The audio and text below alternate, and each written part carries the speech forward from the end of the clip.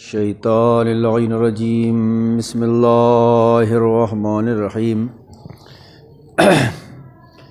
الحمدللہ رب العالمین الصلاۃ والسلام والتحیۃ والاکرام علی النبی المکی المدنی القرشی الہاشمی ابتحی المحمود الاحمد والمصطفى الامجد مولانا مول الثقلین جد الحسن والحسین ابی القاسم محمد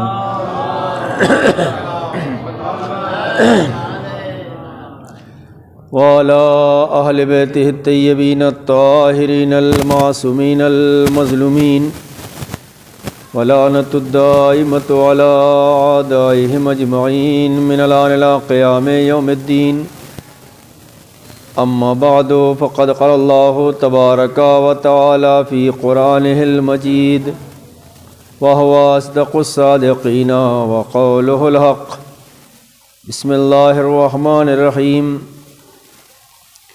انما یرید اللہ لیذھب عنکم الرجس اہل البیت ویطہرکم تطہیرا۔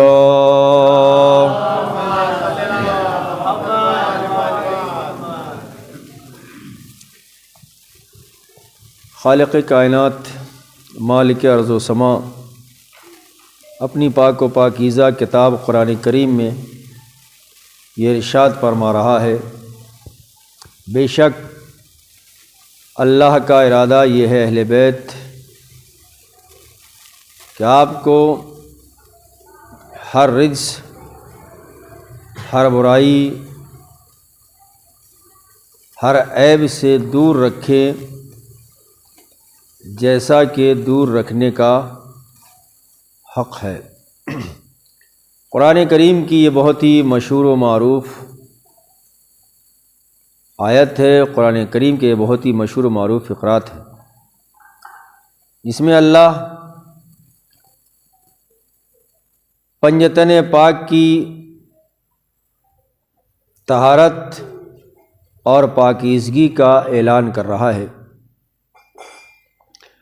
اور میں نے اس سے پہلے کسی مجلس میں عرض کیا تھا کہ اچھائیاں انسان کو معتبر نہیں بناتی، انسان معتبر بنتا ہے برائیوں کے نہ ہونے کی بنیاد پر، اس لیے کہ اچھائیاں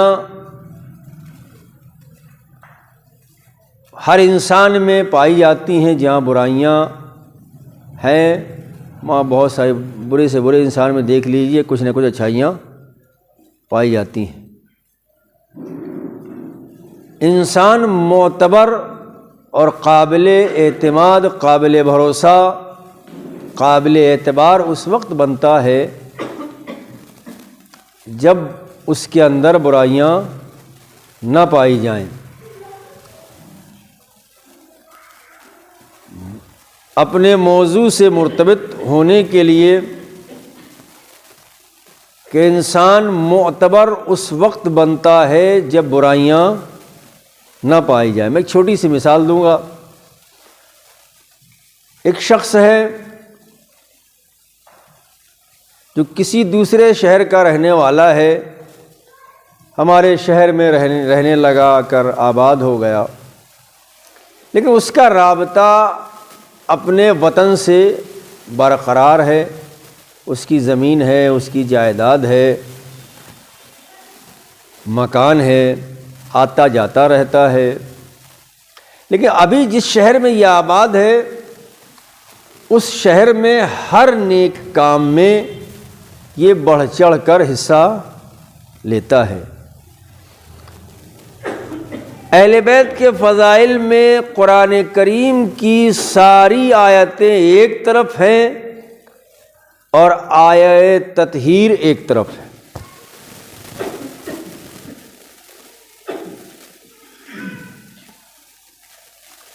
ہر نیک کام میں یہ انسان حصہ لیتا ہے، مجلس ہو، کوئی پروگرام ہو، محفل ہو، جشن ہو، کسی غریب کی مدد کرنا ہو، کسی بیوہ کی مدد کرنا ہو، کسی یتیم کی سرپرستی کرنا ہو،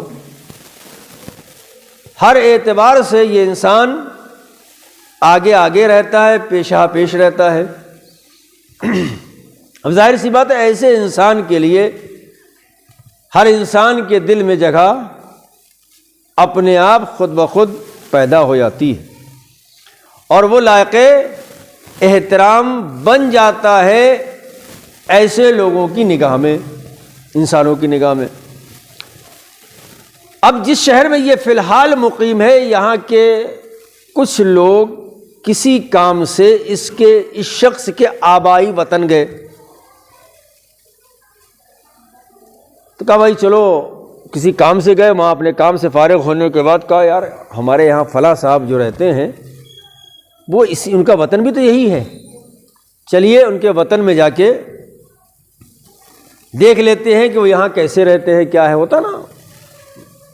تو اب لوگ وہاں پہنچے، صاحب جس محلے میں یہ رہتے تھے اس محلے میں پہنچے، کہا صاحب آپ فلاں صاحب کو جانتے ہیں؟ کہاں کیوں نہیں جانتے؟ کہا وہ بھوپال میں رہتے ہیں، اور کہا میں انہی کی بات کر رہا ہوں۔ جب یہ بات ہوئی تو ان لوگوں نے کہا کہ بھائی جو لوگ یہاں سے گئے تھے انہوں نے کہا کہ وہ سب بہت نیک آدمی ہیں، اور وہ تو رمضان المبارک میں افطاری بھی کراتے ہیں، کھانا بھی کھلاتے ہیں، مجلسوں میں بھی کھانا کھلاتے ہیں، بہت سی تعریفیں انہوں نے کی، اور غریبوں کا خیال بھی رکھتے ہیں۔ اب وہ لوگ جو اس کے آبائی وطن کے لوگ تھے وہ سن رہے تھے، وہ سنتے رہے، جب انہوں نے تعریف کے پل باندھ دیے تو وہ وطن والے لوگ کہتے ہیں کہ صاحب شاید آپ ان کے بارے میں صحیح سے جانتے نہیں ہیں۔ کہا کیا مطلب؟ ہمارے شہر میں تو انہوں نے ایسے ایسے کام کرتے ہیں۔ وہ کہا یہاں جو ان کا وطن ہے، جو یہاں رہ رہے ہیں، آپ کو معلوم نہیں ہے ان کا گھر یہ جو بنا ہوا ہے، یہ عالیشان جو گھر دیکھ رہے ہیں یہ انہی کا ہے، لیکن انہوں نے یہ جو زمین پہ گھر بنایا ہے یہ اپنے بھائی کا حق غصب کر کے بنایا ہے۔ انہوں نے جو جائیداد بنائی ہے یہاں پر یہ لوٹ گھسوٹ کر کے بنائی ہے، فلاں کے قبضہ کر لیا، فلاں سے چھین لیا۔ تو اب مجھے بتائیں کہ جو لوگ یہاں پر اس وطن میں، ہمارے شہر میں اس شخص کو جانتے تھے، اس کی خوبیوں سے واقف تھے، اس کی اچھائیوں سے واقف تھے، اور اس کی تعریف کے جو پل باندھ رہے تھے، جب وہاں پہنچے اور وہاں پہنچنے کے بعد اس کی اصلیت سے واقف ہوئے، تو مجھے بتائیں کیا یہ شخص جو اتنا زیادہ خیر خواہ تھا، خیرات کرنے والا تھا، غریبوں کا خیال رکھنے والا تھا، ان لوگوں کی نگاہ میں معتبر رہے گا؟ کہ کیوں معتبر نہیں رہا؟ کہ معتبر اس لیے نہیں رہا، اچھائیاں تھیں لیکن برائیوں سے پاک نہیں تھا۔ اس کا مطلب یہ ہے کہ انسان کو اچھائیاں معتبر نہیں بناتی، برائیوں کا نہ پایا جانا انسان کو معتبر بناتا ہے۔ اب قرآن کریم میں اہل بیت کے فضائل، ساری فضائل کی جتنی بھی آیتیں وہ سب ایک طرف ہیں اور آیت تطہیر ایک طرف ہے، اس لیے کہ قرآن کریم میں جتنے بھی آیت اہل بیت کی فضائل کی آیتیں بیان کی گئی ہیں، ان میں ان کی زکوٰۃ کا ذکر ہے، خیرات کا ذکر ہے، صداقت کا ذکر ہے، اور سارے فضائل کا ذکر ہے، لیکن آیت تطہیر وہ آیت ہے جو اس بات کی دلیل ہے کہ اہل بیت میں کوئی برائی نہیں پائی جاتی۔ اس کا مطلب یہ ہے کہ آیت تطہیر اہل بیت کی طہارت کی جہاں دلیل ہے وہاں ان کے اعتبار کی بھی دلیل ہے۔ ایک صلاۃ بھیج دے محمد را آل محمد پر، ایک اس سے بہتر صلاۃ بھیج دے محمد و آل محمد۔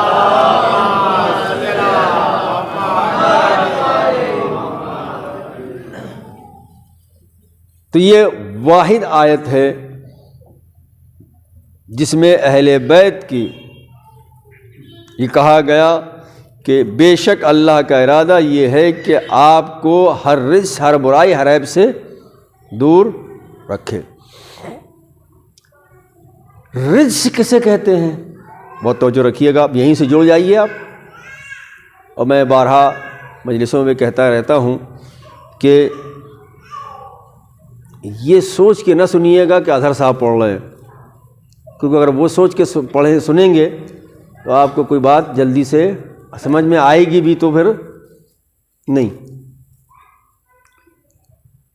یہ دیکھیے گا کیا پڑھا جا رہا ہے، یہ نہ دیکھیے گا کون پڑھ رہا ہے. بہرحال رجس کسے کہتے ہیں؟ دیکھیے قرآن کریم میں سورہ توبہ آیت نمبر 95 میں ارشاد ہوتا ہے کہ اے رسول، رجس دیکھیے گا قرآن اعلان کیا کر رہا ہے، انما یرید اللہ لیذھب عنکم الرجس اہل البیت ویطہرکم تطہیرا. بے شک اللہ کا ارادہ یہ ہے اہل بیت کہ آپ کو ہر رجس، ہر برائی، ہر عیب سے دور. رجس تو رجس کسے کہتے ہیں؟ اب میں آیت کا حوالہ دے دیا ہے، آیت نہیں پڑھ رہا ہوں، صرف ترجمے سے بات کو آگے بڑھانا چاہتا ہوں. ارشاد ہوتا ہے اے رسول، یہ جو جنگ احد کے بھگوڑے ہیں، یہ جنگ احد سے بھاگ آئے ہیں، جب تم ان کے پاس جاؤ تو ظاہر سے جب آپ جائیں گے یا وہ آئیں گے تو جو بھاگے ہیں اس کی تعویل کریں گے، تو ان کی طرف متوجہ نہ ہونا، التفات نہ کرنا. اب قرآن یہ کہہ رہا ہے یہ رجس ہیں، بلکہ ان کی طرف سے منہ پھیر لینا. کیا کہا؟ ان کی طرف سے منہ پھیر لینا، یہ رجس ہیں. اللہ کیا کہہ رہا ہے؟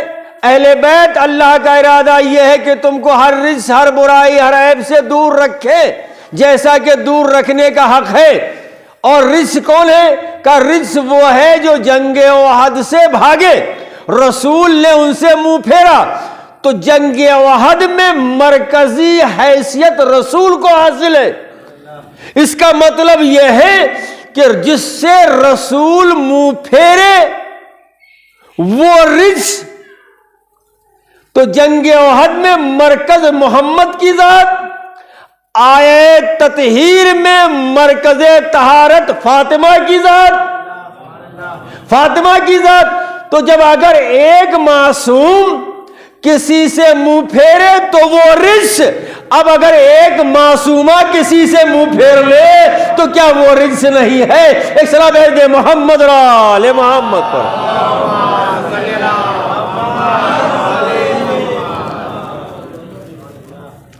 اہل بیت اللہ کا ارادہ یہ ہے. دیکھیے جو مجلس میں نے ابھی گزشتہ مجلس میں بھی یہ بات کو کہا ہے، اور چونکہ یہ بات بہت اہم ہے اس لیے میں کہہ رہا ہوں. دیکھیے جو آپ اور مجلسیں کرتے ہیں وہ اپنی جگہ پر ہے، لیکن ایام عزائے فاطمیہ کی جو مجلس ہیں اس کا مقام اپنی جگہ پر ہے. آیت اللہ گل پائگانی، یہ میں نے جملہ وہاں بھی کوٹ کیا تھا چونکہ بہت قیمتی ہے اس لیے میں یہاں بھی کوٹ کر رہا ہوں. گل پائگانی فرماتے ہیں، آیت اللہ گل پائگانی فرماتے ہیں کہ ائمہ اطہار پر گریہ کرنا تولا ہے. ائمہ اطہار پر گریہ کرنا تولا ہے، ان کی مصیبتوں کو سن کر رونا، گریہ کرنا یہ تولا ہے. لیکن معصومہ کونین فاطمۃ الزہرا سلام اللہ علیہا پر گریہ کرنا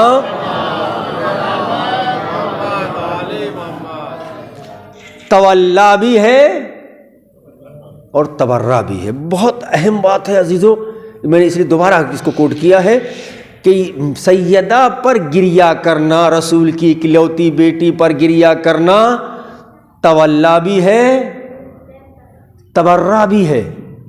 تولا بھی ہے، تبرہ بھی ہے.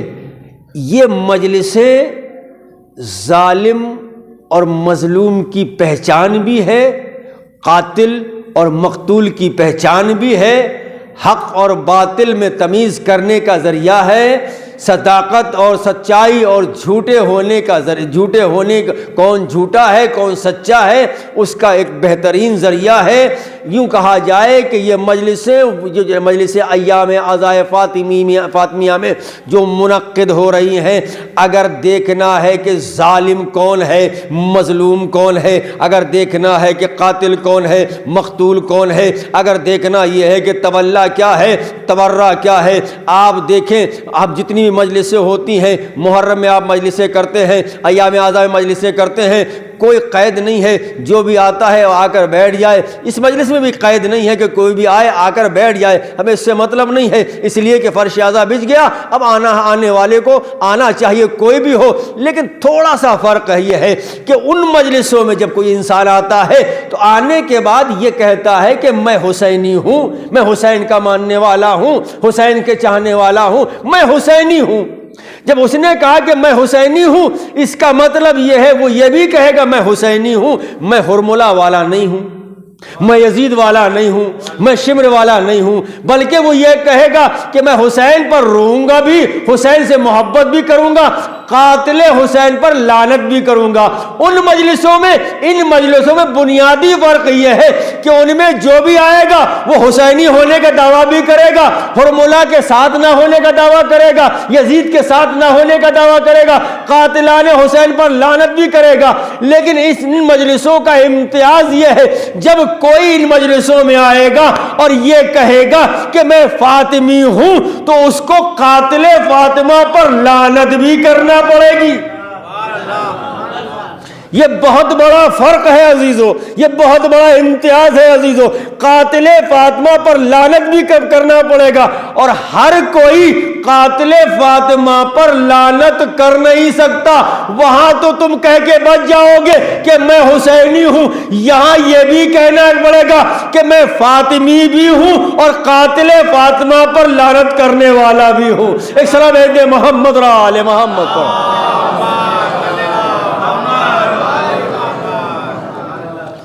اس لیے ان مجلسوں کی اہمیت، عظمت، وقار، منزلت بہت زیادہ ہے عزیزو۔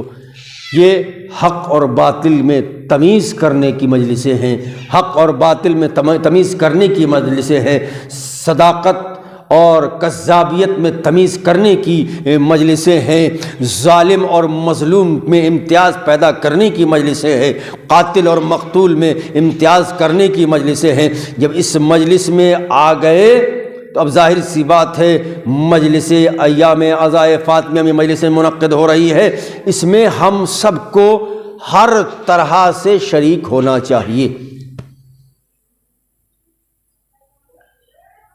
ہر طرح سے شریک ہونا چاہیے۔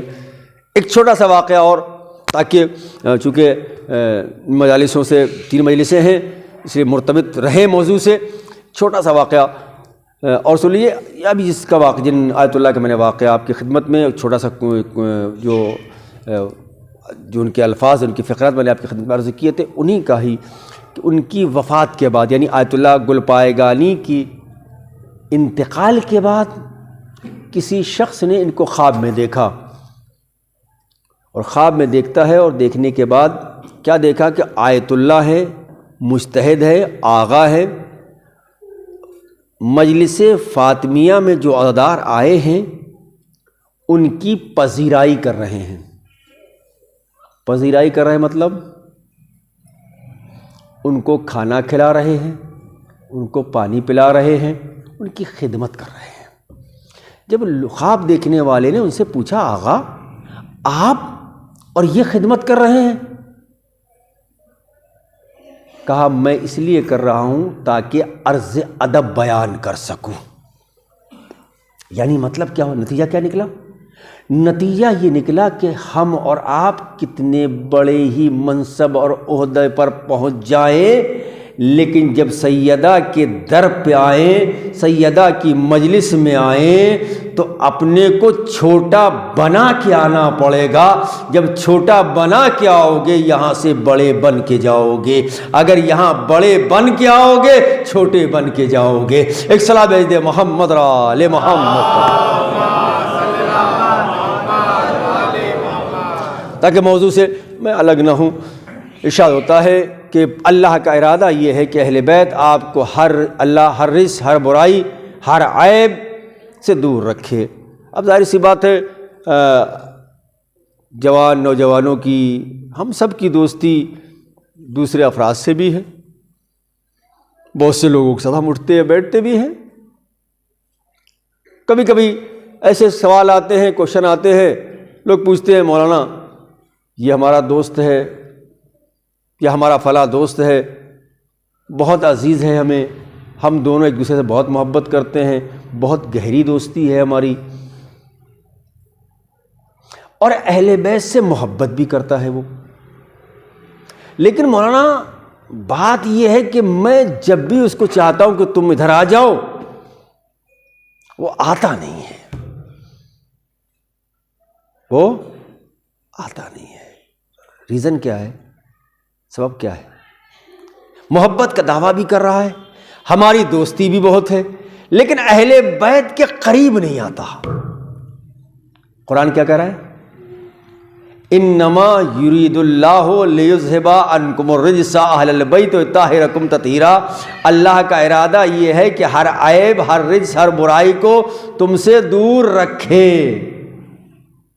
اب جو رجس ہوگا وہ اہل بیت کے قریب آ ہی نہیں سکتا، اگرچہ ہماری کتنی بھی دوستی ہو، کہیں نہ کہیں رجس کا شائبہ ہے، اس لیے کہ قرآن کا دعویٰ ہے ارادہ پروردگار ہے، ہمارا ارادہ نہیں ہے کہ ہم نے ارادہ کیا ٹوٹ گیا، توڑنے والا اللہ ہے ارادوں کو، لیکن وہ تو اس ارادے کا مالک ہے کہ جو سارے ارادوں کو توڑتا ہے، اس کا ارادہ کوئی توڑ نہیں سکتا۔ جب اس نے ارادہ کر لیا کوئی رجس اہل بیت کے قریب آ ہی نہیں سکتا، تو کتنا بھی قریبی دوست ہو، اگر رجس پایا جائے گا اہل بیت کے قریب نہیں آ سکتا۔ ایک سلام بھیج دے محمد اور آل محمد پر،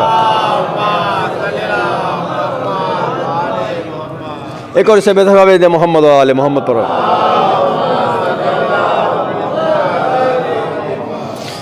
ایک اس سے بہتر سلام بھیج دے محمد اور آل محمد پر۔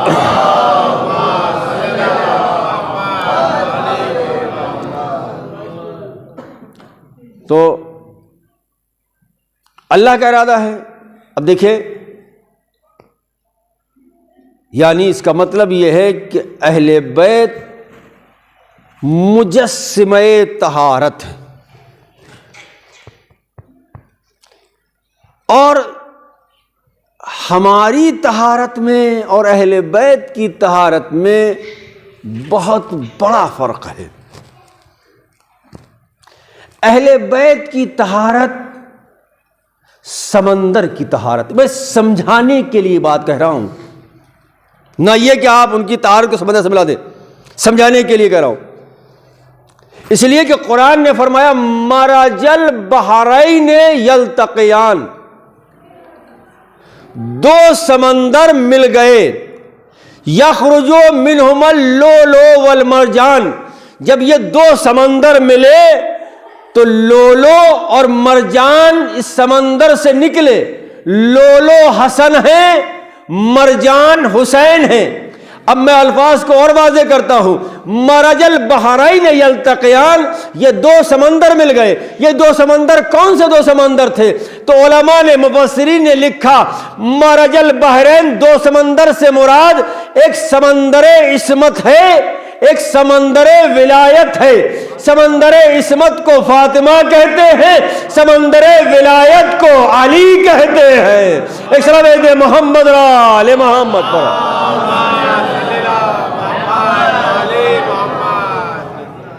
سمندر عصمت کو سیدہ کہتے ہیں، سمندر طہارت کو فاطمہ کہتے ہیں، سمندر ولایت کو علی کہتے ہیں۔ جب یہ دو سمندر ملے تو حسنین جیسے معصوم بیٹے پیدا ہوئے۔ عزیزو یاد رکھیے گا، اب مجھے ایک بات بتائیے کہ جب کوئی کپڑا نجس ہو جائے، آپ لوٹے سے اس کو پاک کرنا چاہیں تو کیسے پاک کریں گے؟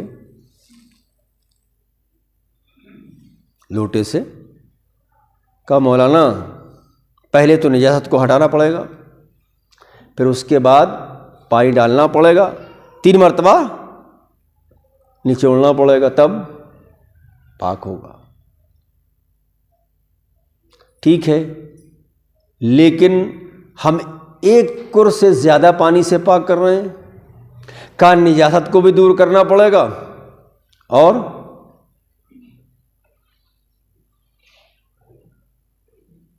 ایک کر سے زیادہ پانی ہے، نل سے پاک کر رہے ہیں، کہا مولانا نچوڑنا تو پڑے گا، بغیر نچڑے پاک نہیں ہوگا۔ اچھا، کیا یہی چیز کپڑا نجس ہو گیا تو کیا آپ سمندر میں جب پاک کریں گے تو کیا نچوڑنا ضروری ہوگا؟ کہا نہیں، نچوڑنا ضروری نہیں ہے، اس لیے کہ اب آپ سمندر سے ملحق ہو گئے، تو اس کا مطلب یہ سمندر سے جب ملحق ہو جاتا ہے انسان تو پھر نجاست کو دور کرنے کے بعد نچوڑنے کی ضرورت نہیں پڑتی، صرف ڈالیے اور نکال لیجئے، کپڑا پاک ہو جائے گا۔ اہل بیت کی طہارت سمندر والی طہارت ہے۔ اب آئیے ایک جملہ کہنا چاہتا ہوں، آپ روایت میں یہی پڑھتے ہیں کہ مرنے والا جب مرتا ہے تو اس کے اوپر فشار قبر ہوتا ہے، فشار قبر ہوتا ہے۔ فشار قبر کسے کہتے ہیں؟ فشار کہتے ہیں نچوڑنے کو، فشار کہتے ہیں نچوڑنے کو۔ جب انسان مر جاتا ہے تو قبر کچھ نہیں کرے گی، زمین کچھ نہیں کرے گی، بس خالی آپ کو نچوڑ دے گی، انسان کو نچوڑ دے گی۔ تو نچوڑا کہاں نہیں جائے گا؟ کہا جہاں سمندر سے اگر ملحق ہو گئے تو پھر نچوڑا نہیں جاتا ہے۔ اور اہل بیت سمندر ہیں، اگر کوئی انسان اہل بیت سے ملحق ہو گیا، اہل بیت کے راستے پر چلنے لگا، اہل بیت کے نقش قدم پر چلنے لگا تو وہ فشار قبر سے محفوظ رہے گا، اس لیے کہ اس نے سیرت اہل بیت کو اپنا لیا ہے، سیرت فاطمہ زہرا کو اپنا لیا ہے، کردار اہل بیت کو اپنا لیا ہے۔ اپنی زندگی میں صرف اہل بیت کے نام کو کافی نہ سمجھو، بلکہ اہل بیت کے کردار پر عمل کرتے چلے جاؤ، زندگی بھی آسان ہو جائے گی، آخرت بھی آسان ہو جائے گی۔ ایک صلاح بھیج دے محمد را آل محمد پر۔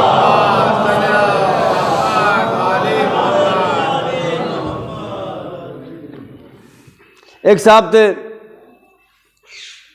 کہنے لگے مولانا کپڑا پاک کرنے کے لیے گئے سمندر کے قریب، کہا مولانا میں اس کے اندر اتر کے پاک کروں گا۔ وہ سمندر کے اندر اتر گئے، تھوڑی دیر تک تو خیریت رہے گی، اس کے بعد سمندر کی گہرائی میں جا کے انسان ڈوب جائے گا، غرق ہو جائے گا۔ اہل بیت کی طہارت سمندر والی ہے، جہاں تک اجازت ہے بس وہیں تک جاؤ، اس لیے کہ اہل بیت وہ سمندر کا نام ہے۔ اسی لیے علی نے فرمایا میرے بارے میں دو لوگ ہلاک ہوں گے، ایک مجھے حد سے زیادہ بڑھانے والا، ایک مجھے حد سے زیادہ گھٹانے والا۔ اس کا مطلب یہ ہے کہ جہاں تک اجازت ہے بس اہل بیت کی معرفت وہی تک ہو سکتی ہے، اس سے آگے نہیں ہو سکتی۔ آگے جاؤ گے تو خدا اگر کہو گے تو غرق ہو جاؤ گے، ڈوب جاؤ گے، اس لیے کہ سمندر کی گہرائی کسی کے سمجھ میں آنے والی نہیں ہے۔ جب دنیا کے سمندر کی گہرائی ہمارے سمجھ میں نہیں آ سکتی تو جس کو قرآن کہہ رہا ہے مرج البحرین یلتقیان، تو اس سمندر کی گہرائی ہمارے اور آپ کے بس کا روگ نہیں ہے۔ ایک صلاح بھیج دے محمد را آل محمد پر۔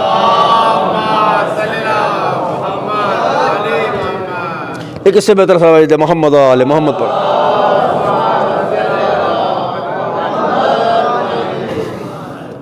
دو جملے اور اس کے بعد چھوٹے سے دو واقعات مجلس کو اختتام کی منزل کی طرف لے جاؤں گا۔ دیکھیے طہارت کی گفتگو ہو رہی ہے اور اہل بیت ایسے پاک ہے جیسے کہ پاک رکھنے کا حق ہے۔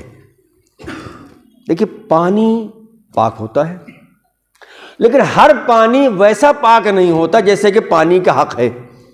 آپ کہیں گے یہ کون سی بات کر رہے ہیں آپ؟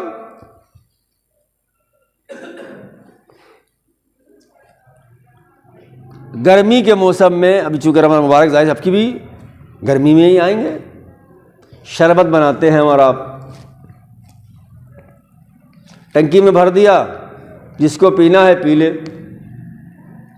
مجھے بتائیے کہ یہ جو شربت ٹنکی میں رکھا ہے، یہ پانی، یہ لیکوڈ اس میں ہے، کیا وہ نجس ہے؟ پاک ہے نا، لیکن ویسا پاک نہیں ہے جیسا پاک ہونے کا کیا مطلب؟ کہ یہ پاک ہے مولانا، پی سکتے ہو لیکن وضو نہیں کر سکتے۔ اس کا مطلب یہ پاک ہے لیکن ویسا پاک نہیں ہے جیسا کہ پاک ہونے کا حق ہے۔ کیوں اس سے وضو نہیں کر سکتے؟ کہ اس لیے کہ یہ ظاہر ہے تو لکوڈ ہے لیکن ویسا پاک نہیں ہے جیسے پاک ہونے کا حق ہے۔ تو اس کا مطلب یہ ہے کہ یہ بھی پاک ہے، یہ بھی پاک ہے، لیکن اس سے یہ پاک ہے، اس سے کوئی چیز پاک نہیں ہو سکتی۔ یہ پاک ہے، یہ خود بھی پاک ہے، دوسروں کو بھی پاک کر سکتا ہے۔ اہل بیت کی طہارت وہ پاکیزگی ہے کہ خود بھی پاک ہے، جو ان سے متمسک ہو جاتا ہے وہ بھی پاک اور پاکیزہ ہو جاتا ہے۔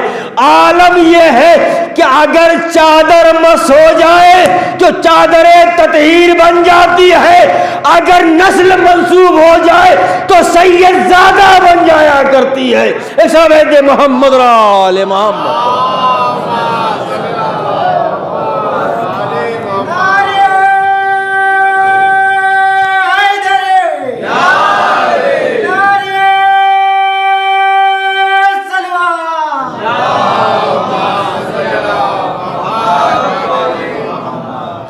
تو یہ ان کی پاکیزگی کا عالم ہے۔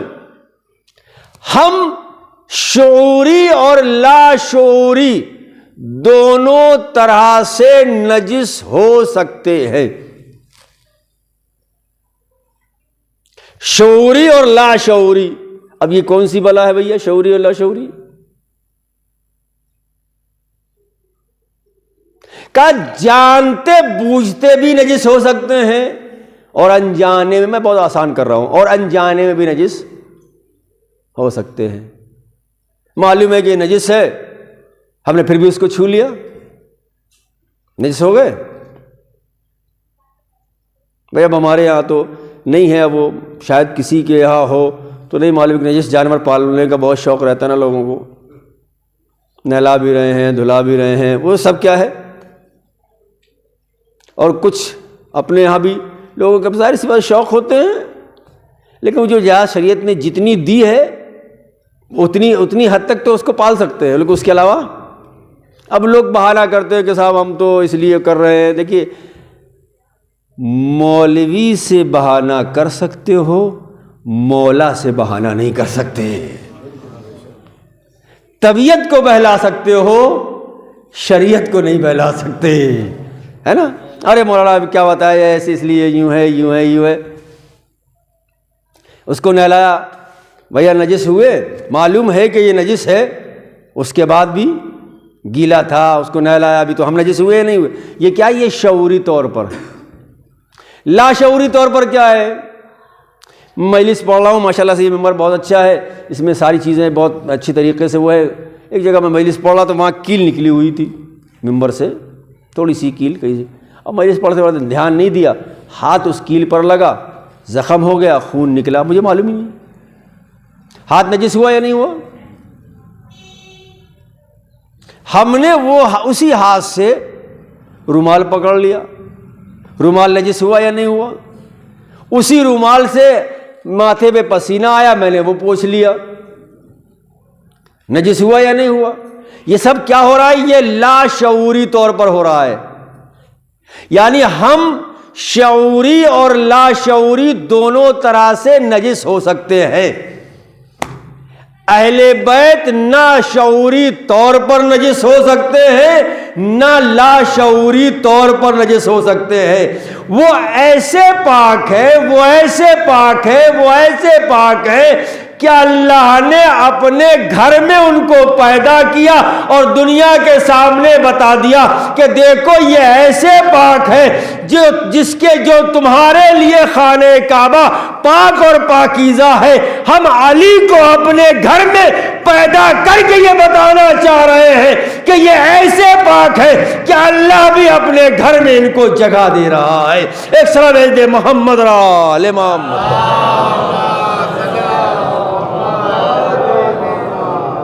تو ہم شعوری طور پر لاشعوری طور پر دونوں طرح سے نجس ہو سکتے ہیں، لیکن اہل بیت کی طہارت وہ طہارت ہے، مرج البحرین یلتقیان، بینہما برزخ لا یبغیان، یہ قرآن کی آیت ہے، سورہ رحمان کے فقرے ہیں جو آپ جا کے اس کی طرف رجوع کر سکتے ہیں، دیکھ سکتے ہیں۔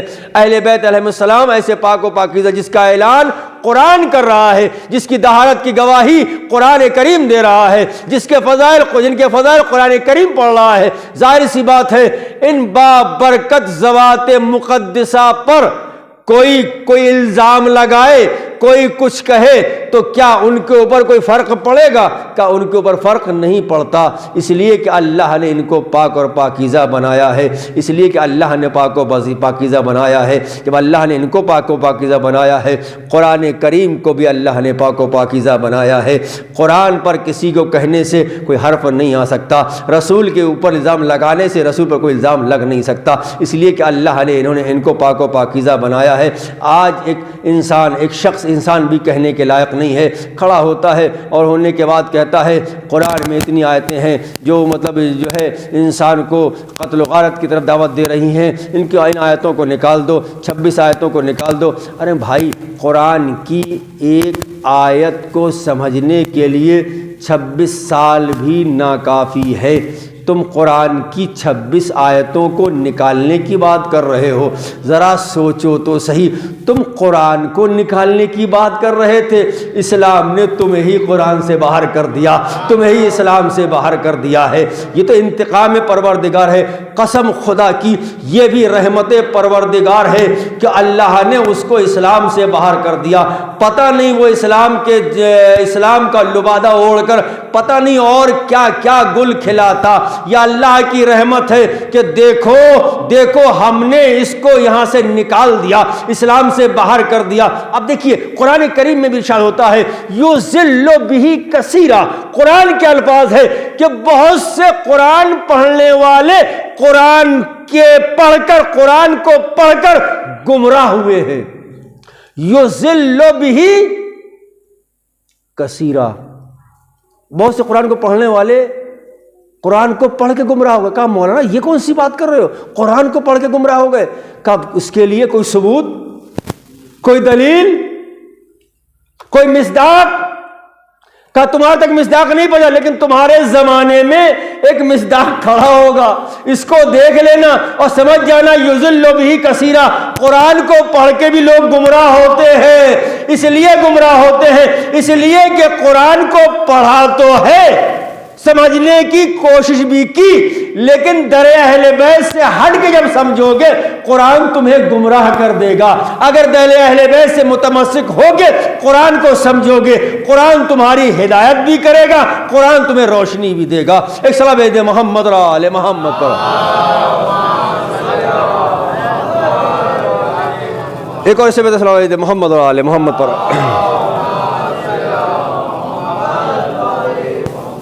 اہل بیت کی طہارت وہ طہارت ہے کہ جو اہل بیت سے متمسک ہو گیا، اہل بیت نے اس کو پاک اور پاکیزہ بنا دیا، اہل بیت نے اسے طیب و طاہر بنا دیا، اہل بیت نے اس کی پاکیزگی کی ضمانت لے لی۔ لیکن شرط یہ ہے کہ اہل بیت سے متمسک ہو جائیں، اہل بیت کا دامن تھام لیں، اہل بیت کی سیرت پر عمل کریں۔ بس آخری جملہ اور ایک واقعہ مصائب کی طرف چلا جاؤں گا عزیزو۔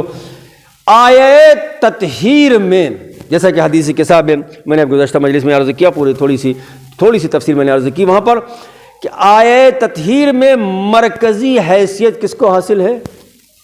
جناب فاطمۃ الزہرا، مرکزی حیثیت جناب سیدہ کو۔ اس کا مطلب کیا ہے کہ سیرت سیدہ کیا ہے؟ تعلیمات جناب سیدہ، یہی ہمارا موضوع ہے نا، تعلیمات جناب سیدہ کیا ہے، سیدہ کی سیرت کیا ہے، سیدہ کا کردار کیا ہے، سیدہ کا اخلاق کیسا ہے۔ ان مجالس میں خصوصاً ان باتوں کی طرف روشنی ڈالنا چاہیے اور روشنی ڈالنا پڑے گی تاکہ ہم متوجہ ہو جائیں۔ عزیزو، رونا اپنی جگہ پر ہے، عزائے سیدہ منعقد کرنا اپنی جگہ پر ہے، لیکن سیرت سیدہ ایک اہم گفتگو ہے جو ہماری زندگی اور آخرت دونوں جگہ پر کام آنے والا ہے۔ اللہ نے مرکزی حیثیت کس کو دی ہے؟ جناب سیدہ کو۔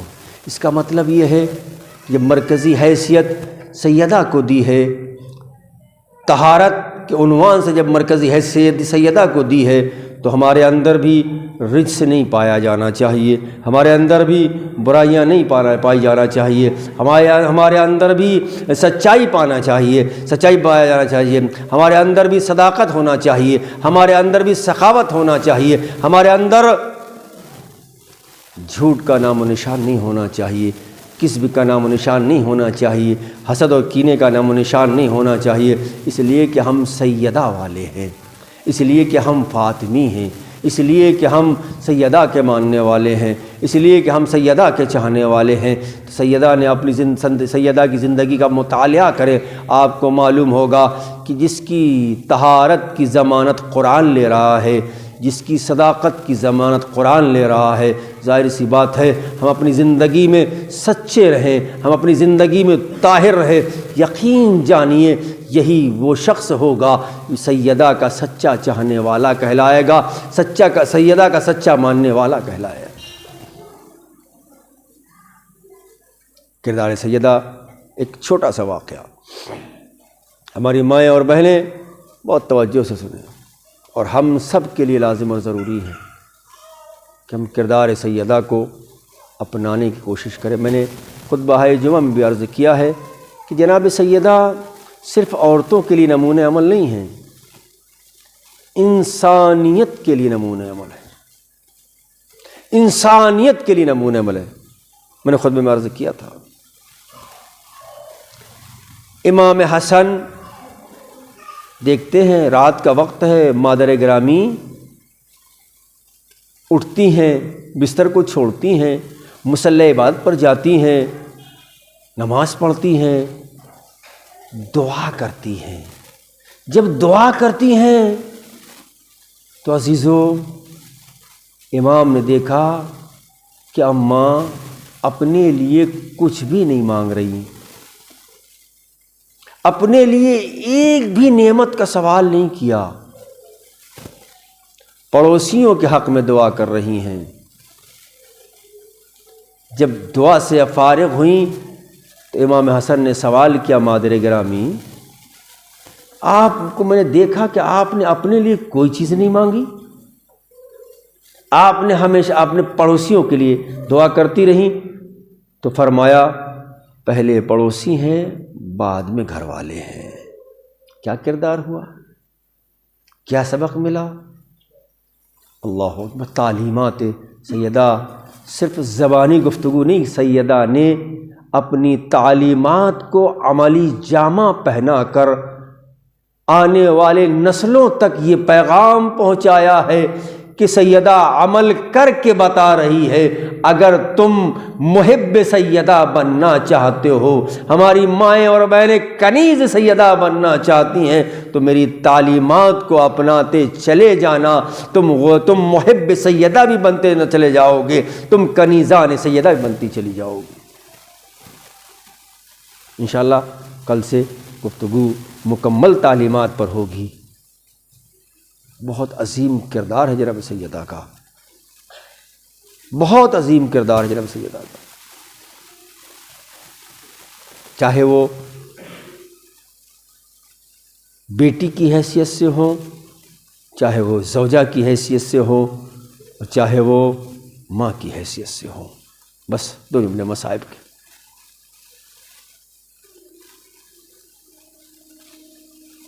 آپ کو اندازہ نہیں ہے، ہم مجلسوں میں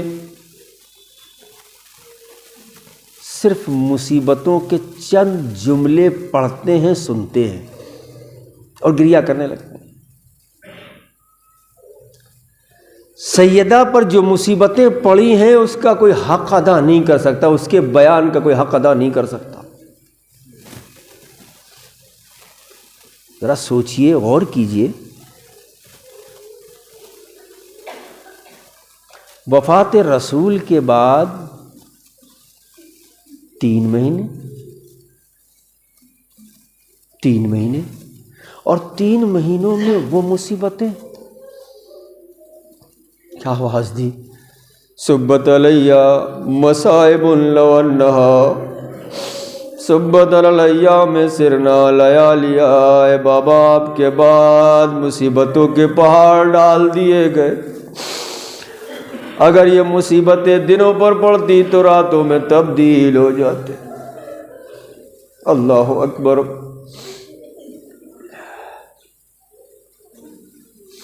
خدا نہ خواستہ اگر کسی بچے کا باپ مر جائے، چھوٹے چھوٹے کم سن بچے ہونا، اور ان کا باپ مر جائے، ماں بچوں کو پال لیتی ہے،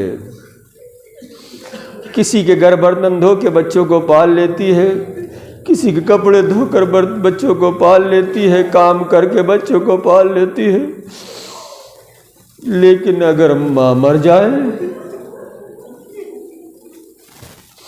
باپ کے لیے بہت مشکل ہوتی ہے۔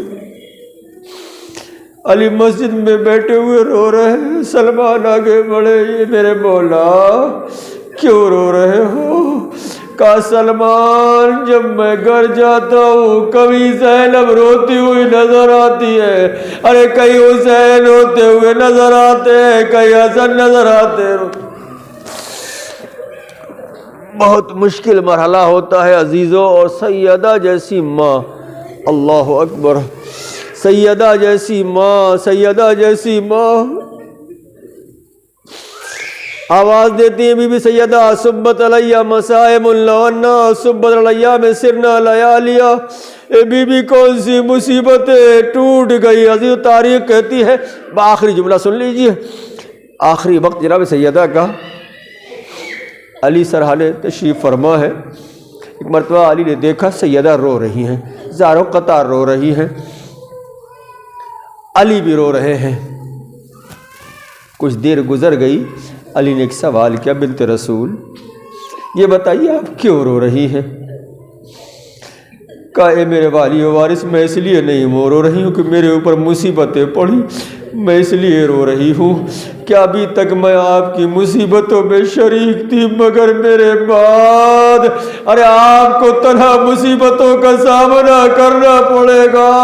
ارے رسول کی بیٹی ارے علی کا اتنا خیال رکھتی تھی، یہی وجہ ہے کہ جب علی ایک دن گھر میں داخل ہوئے، سیدہ بیٹھی ہوئی ہے، ایک سوال کرتی ہے، عجیب و غریب جملہ ہے عزیز، علی سے سوال کرتی ہے، ابو الحسن میں نے سنا ہے مدینے کے لوگ آپ کو سلام نہیں کرتے۔ علی کا درد پھوٹ پڑا، آواز دی بنت رسول ارے تم سلام کرنے کی بات کرتی ہو، ارے علی سلام کرتا ہے لوگ جواب نہیں دیتے۔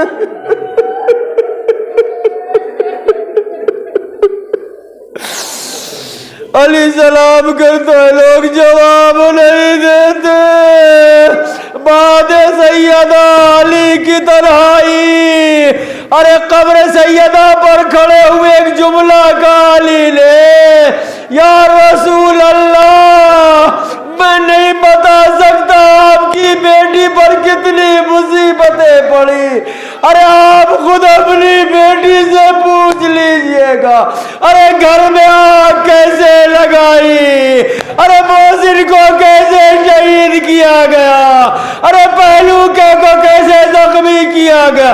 بآخری جملہ عزیزو، اللہ اکبر، اللہ اکبر، سیدہ واقع مظلوم بیوی ہے، آج بھی مظلومہ ہے، کل بھی مظلومہ تھی۔ یا علی میرے جنازے میں فلاں فلاں کو شریک نہ کیجئے گا، یا علی میرا جنازہ رات کی تاریکی میں اٹھائیے گا، یا علی ارے میری قبر پر آتے رہیے گا، مجھے بھول نہ جائیے گا۔ عزیزو عجیب و غریب جملے ہیں تاریخ کے عزیزو۔ لوگ جناب سیدہ یہ وصیت کس سے کر رہی ہیں؟ علی سے کر رہی ہیں۔ آخری جملہ ہے عزیزو، آپ نے سنا ہوگا، علماء سے سنا ہوگا، بعد وفات رسول اکرم جناب سیدہ کے گھر پہ آگ و لکڑیاں جمع کی گئیں، اور اس واقعے کے بعد سیدہ کے ہاتھ نماز میں قنوت کے لیے نہیں اٹھتے تھے۔ اللہ، نماز میں قنوت کے لیے نہیں اٹھتے تھے۔ کیوں نہیں اٹھتے تھے آپ کو معلوم ہے عزیزو؟ ارے نماز میں قنوت کے لیے سیدہ کے ہاتھ نہیں اٹھتے تھے، اس لیے کہ جب ظالم نے ارے سیدہ پر دروازہ گرایا تو عزیز و تاریخ تو یہی کہتی ہے کہ سیدہ پر دروازہ گرایا، ارے ظالم اس دروازے پر پیر رکھ کے گزرتے گئے، ارے سیدہ پکارتی رہی یا علی یا علی مدد کو۔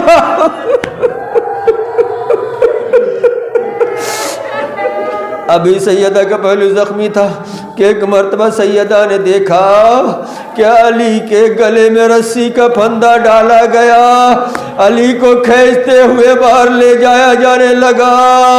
عزیز و قنوت میں سیدہ کا ہاتھ کیوں نہیں اڑتا تھا؟ علی کو کھینچ کے لے جایا جانے لگا، سیدہ اٹھی، اپنے غم کو بھول گئی، پہلو کا درد بھول گئی، محسن کی شہادت کو بھول گئی۔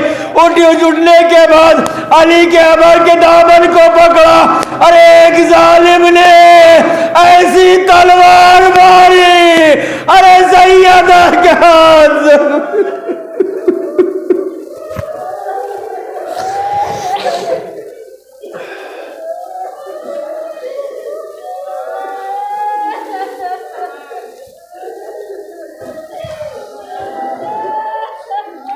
الا لعنۃ اللہ علی قوم الظالمین سیعلم الذین ظلموا ای منقلب ینقلبون۔ بار الہ معبود ہماری اس مختصر سی اعضاء کو قبول فرما، ہمارے گناہ صغیرہ کو معاف فرما، ہماری خطا و لغزشوں کو معاف فرما، اس مجلس کو قبول فرما، حاضرین کو ہر بلا ہر مصیبت سے محفوظ فرما، شرکت کرنے والوں کو دامے درہمے سخنے جس نے بھی جس طرح سے شرکت کی معبود، شرکت کرنے والوں کی شرکتوں کو قبول فرما، بانیان کو حاضرین کو ہر بلا ہر مصیبت سے محفوظ فرما، منتظمین کو ہر بلا ہر مصیبت سے محفوظ فرما، ہماری اس مختصر سی خدمت کو قبول فرما۔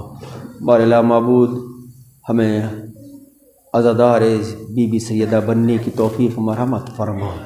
بار الہ معبود پروردگار پالنے والے حسنین کی یتیمی کے صدقے میں جو بھی یتیم ہیں ان کی سرپرستی فرما۔ بار الہ معبود مسلمین جہان کی حفاظت فرما۔ اس وقت دنیا میں ایام عزا کے سلسلے سے مجالس ہو رہی ہیں، بار الہ کی مجلسوں کو قبول فرما، ہم سب کو جنت البقیع کی زیارت سے مشرف فرما، جنت البقیع کو تعمیر فرما، دشمنان جنت البقیع کو نیست و نابود فرما، بی بی سیدہ کے قبر پر عالی شان روضہ بننا نصیب فرما۔ بار الہ معبود ہمارے امام کو ہم سے راضی و خوشنود فرما، اسلام کے ذمہ تاج عطا فرما، ہمیں ان کے آوار سے ایسا بننے کی توفیق و مرحمت فرما۔ ربنا تقبل منا انک انت السمیع العلیم۔ ماتم حسین۔